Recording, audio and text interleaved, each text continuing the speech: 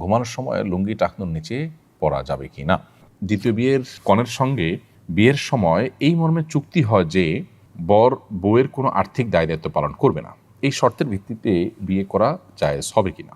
MD Tawsif Hasan আপনি লিখেছেন, একজন মানুষ তার রোগের কারণে সবসময় অপবিত্র হয়ে যায়। সালাত আদায়ের জন্য অজু করে জায়নামাজে দাঁড়ানোর আগেই তার শরীর এবং তার কাপড় অপবিত্র হয়ে যায়।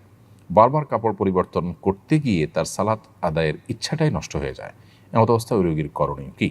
বারবার তো এরকম ব্যক্তির পোশাক পরিবর্তন করার দরকার নেই, বরং এরকম অনবরত যখন শরীর থেকে নাপাক বের হতে থাকে, এরকম ব্যক্তি প্রত্যেক ওয়াক্তের জন্য অজু করবেন। অজু করার পর ওই ওয়াক্তের মধ্যে যত খুশি তিনি নামাজ পড়বেন, তেলাওয়াত করবেন এবং ওই অজুতেই তিনি করবেন। এর মধ্যে ওই নাপাক বস্তু যতবার বের হবে তাতে তার অজু ভঙ্গ হবে না। এবং এই ধরনের ব্যক্তিকে মাজুর বলা হয় শরীয়তের পরিভাষায়, বিধায় তিনি এই অবস্থা নামাজ পড়বেন। এমনকি তার ওই অবস্থায় যদি কাপড় অপবিত্র হয়, অপবিত্র কাপড় নিয়েই তিনি নামাজ পড়তে পারবেন, কারণ তিনি মাজুর। বিধায় অহেতুক কষ্ট করা এবং এভাবে নিজেকে নামাজের প্রতি আপনার বিরক্ত করে তোলা, এটার একেবারেই প্রয়োজন নেই। বিধায় এ বিষয়ে যথাযথ পদক্ষেপ নিলে ইনশাআল্লাহ বিদিনিল্লাহ এই সমস্যার সমাধান হবে। সাইম ইসলাম আপনি লিখেছেন, ঘুমানোর সময় লুঙ্গি টাকনুর নিচে পরা যাবে কি না। ঘুমানোর সময় লুঙ্গি টাকনুর নিচে যদি চলে যায় তাহলে তাতে কোনো অসুবিধা হবে না। বিগত সপ্তাহে সম্ভবত এই প্রশ্নটি এসেছিল এবং এর উত্তর আমরা দিয়েছিলাম। সাধারণ স্বাভাবিক অবস্থাতে একজন পুরুষের লুঙ্গি, পাজামা, প্যান্ট, চাদর, জুব্বা এগুলো টাকনুর নিচে যেন না যায় সেটা খেয়াল রাখতে হবে। হাদিসে কঠোরভাবে নিষেধ আছে। শোয়ার পরে যদি সেটা চলে যায় তাহলে সেটা আসলে মানুষের একে তো ইচ্ছার বাহিরে, দ্বিতীয়ত এটা সাধারণ এবং স্বাভাবিক অবস্থা নয়, যার কারণে এতে কোনো গুনাহ হবে না ইনশাআল্লাহ তাআলা। তবে স্বাভাবিক অবস্থাতে টাকনুর নিচে যেন আমাদের লুঙ্গি, পাজামা, প্যান্ট ইত্যাদি না যায় সেই দিকটা আমাদেরকে খেয়াল রাখতে হবে। দ্বিতীয় বিয়ের কনের সঙ্গে বিয়ের সময় এই মর্মে চুক্তি হয় যে বর বউয়ের কোনো আর্থিক দায় দায়িত্ব পালন করবে না।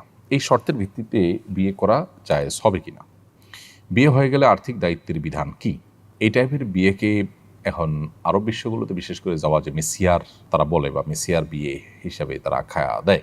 যদি কোনো স্ত্রী নিজে থেকে বলে দেন যে আমি আমার যে ভরণ পোষণের ব্যাপার আছে এটা থেকে আমি আমার স্বামীকে দায়মুক্ত করে দিলাম, স্বামীকে যদি তিনি দায়মুক্ত করে দেন তাহলে সেক্ষেত্রে এটা জায়েজ আছে, এটা নাজায়েজ কোনো বিষয় নয়।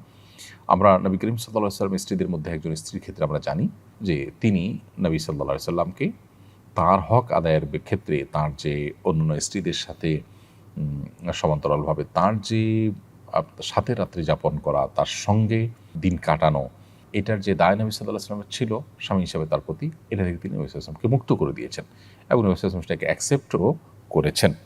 অতএব বিয়ের আগে থেকে যদি এরকম কোনো শর্ত দেওয়া হয় এবং উভয় যদি সেটার উপর সম্মত হয় তাহলে সেটি জায়েজ রয়েছে। আমার ভাবি তার আপন বোনের মেয়ের সাথে আমার বিয়ে দিতে চান, কিন্তু আমার ভাই এবং বাবা রাজি হচ্ছেন না। ওনারা বলছেন এটা হারাম। উত্তর দিলে উপকৃত হব।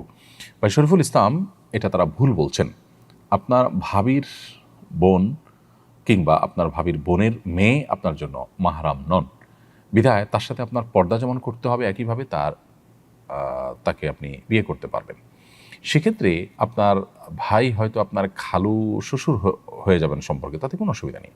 অতএব আপনার ভাবির বোনের মেয়েকে আপনি বিবাহ করাতে সেরাই কোনো বাধা নেই। আপনার বাবা বা ভাই বা পরিবারের লোকজন যারা এটাতে বাধা দিচ্ছেন তাদেরকে দক্ষ কোনো আলেমের কাছে নিয়ে যান এবং তাদের সংশয়কে দূর করবার চেষ্টা করেন। জঙ্গিবাদ নিয়ে আবারও মেইন স্ট্রিম ও সোশ্যাল মিডিয়া আলোচনা হচ্ছে, অনেকে বিষয়টাকে সন্দেহের চোখে দেখছেন। এ বিষয়ে আপনার দৃষ্টিভঙ্গি কী? প্রথম কথা হলো যে পশ্চিমা সাম্রাজ্যবাদীদের অনেক বড় একটা অস্ত্র হলো মুসলমানদেরকে জঙ্গিবাদের তকমা দেওয়া, ট্যাগ দেওয়া। ইরাককে তারা ধ্বংস করেছে, মরণাস্ত্র আছে এই অজুহাত তুলে, কিন্তু মরণাস্ত্র পাওয়া যায়নি, দেশ কিন্তু ধ্বংস হয়ে গেছে, তারা সরিও কিন্তু বলেনি।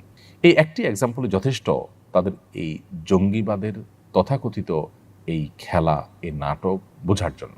মুসলিম দেশগুলোকে, আমাদের মতো দেশগুলোকে চাপে রাখার জন্য তারা এই জাতীয় ইস্যুগুলোকে নানাভাবে ফুলিয়ে ফাঁপিয়ে প্রকাশ করে। আমরা জানি আমাদের দেশে চাঁদাবাজি, সন্ত্রাস, বহুবিধ অন্যায় অপরাধ কর্মকাণ্ড হয়। মানুষের নিরাপত্তা এখানে বেশ কিছু ক্ষেত্রে আমরা দেখি যে বিঘ্নিত হয় দারুণভাবে। এই সমস্ত বিষয়গুলোর জন্য বিগত সরকারগুলোর বিশেষ কোনো উদ্যোগ না থাকলেও আমরা দেখেছি জঙ্গিবাদ, তথাকথিত জঙ্গিবাদ দমন করবার জন্য প্রায় 15 থেকে 20টা উইং বা ডিপার্টমেন্ট নিরাপত্তা বাহিনীগুলোর রয়েছে। আপনি চিন্তা করতে পারেন যে একটা দেশে এতগুলো উইং রয়েছে, কাউন্টার টেররিজম, অ্যান্টি টেররিজম, বিভিন্ন নামে আইনশৃঙ্খলা রক্ষাকারী বাহিনীগুলোর বিভাগ বা শাখা রয়েছে, এতগুলো মানুষ সেখানে কাজ করছে। দেশে কি আসলে মানে জঙ্গিবাদের বাম্পার ফলন হয়েছে যে এত ডিপার্টমেন্ট কাজ করতে হচ্ছে, এতগুলো উইং থাকতে হচ্ছে, এতগুলো ফোর্স সেখানে কাজে লাগতে হচ্ছে? আমরা তো কোনো ঘুষ প্রতিরোধ এর জন্য এরকম কোনো বিশেষ 2-4টা বাহিনী করতে দেখিনি। তো এই বিষয়গুলো বিদেশিদেরকে খুশি করার একটা প্রচেষ্টা, পশ্চিমাদেরকে খুশি করবার একটা প্রচেষ্টা। তারা যেই ন্যারেটিভ দেয় সেটাকে আমরা এখানে প্রতিষ্ঠা করবার অন্ধ চেষ্টা এবং অন্ধবিশ্বাস করি, অন্ধভাবে এটাকে চালানোর প্রতিষ্ঠা করবার জন্য আমরা চেষ্টা করি, যেটা খুবই দুর্ভাগ্যজনক একটা বিষয়। বিগত আমরা বিশেষ করে অত্যাচারের গুমখুনকে হালাল করবার অন্যতম একটা উপায় ছিল জঙ্গিবাদের নাটক। ইতিমধ্যে ডিএমপি কমিশনার সহ দায়িত্বশীল ব্যক্তিবর্গ তো বলেইছেন যে বাংলাদেশে কোনো জঙ্গি নেই এবং জঙ্গিবাদের নামে যা হয়েছে সেটা নাটক, এটা তারা পর্যন্ত স্বীকার করে নিয়েছেন।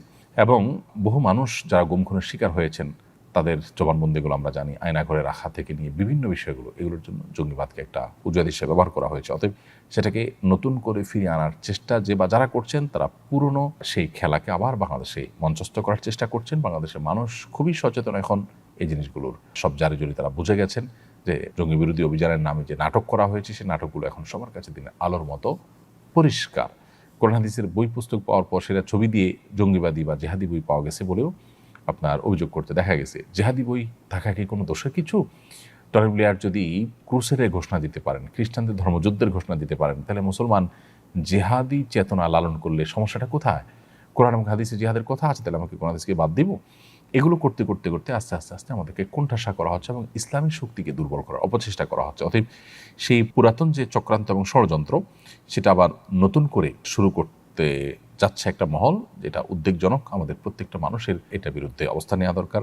বিশেষ করে মানবাধিকার বিষয়ক যে জাতিসংঘের যে কমিশন হতে যাচ্ছে সেই কমিশনের বিরুদ্ধে জনগণ নানাভাবে তাদের মতামত ব্যক্ত করছেন।